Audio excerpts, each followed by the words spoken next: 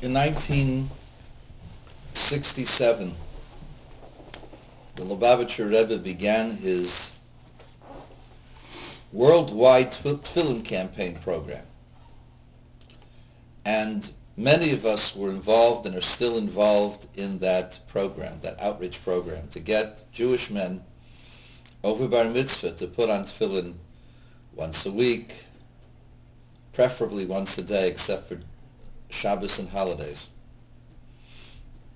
One of the people who went out to do this was a man by the name of Zalman Tornik. For a while he had his own radio show, Uncle Zalman. And he went around the West and parked himself in Los Angeles and went around the homes in Westwood. And one particular day, it might have been a Friday, it might have been a Sunday, he knocks on a door and out steps a guy about 6'3", 6'4", 300 pounds, with overalls, Oshkosh by gosh. And he looked like Haystacks Calhoun, if you remember. 608 pounds. Haystacks Calhoun. True. And he asked him, "Are you Jewish?" He says, "Yes." He said, "Would you like to put on tefillin?" And he says, "Come here, I want to show you something."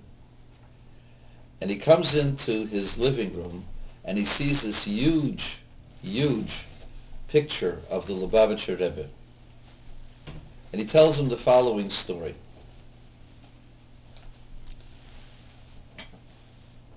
He had a heart condition. And his heart was so bad that he had to have open heart surgery. Now today, it's just an ordinary procedure. When he did it, it was a 50-50 chance of survival. But he had to have it, otherwise he wouldn't survive. And so, he said, I was knocked out and I began to dream that I was in a room, and the room was filled with rabbis with their heads covered by the talis, the traditional things that you wear in a synagogue. And there was a large table with a man at the head of the table,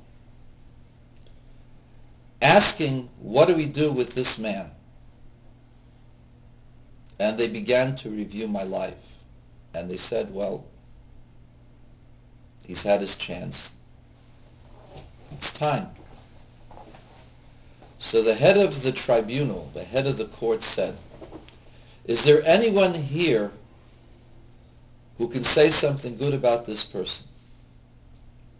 A man stood up from one of the rows, and the head of the tribunal said, if the Lubavitcher Rebbe will even stand up for you, that's sufficient. And that's when I woke up from the surgery. That morning, they brought me the Los Angeles Times, and in the back of the paper, I had never, ever heard of the Lubavitcher Rebbe, was a picture of the Rebbe calling all Jews to strengthen their observance of the Torah and the commandments. And so I immediately wrote the Rebbe the story, asking the Rebbe, what should I do? Since he had been instrumental in saving my life, for I had never heard of him.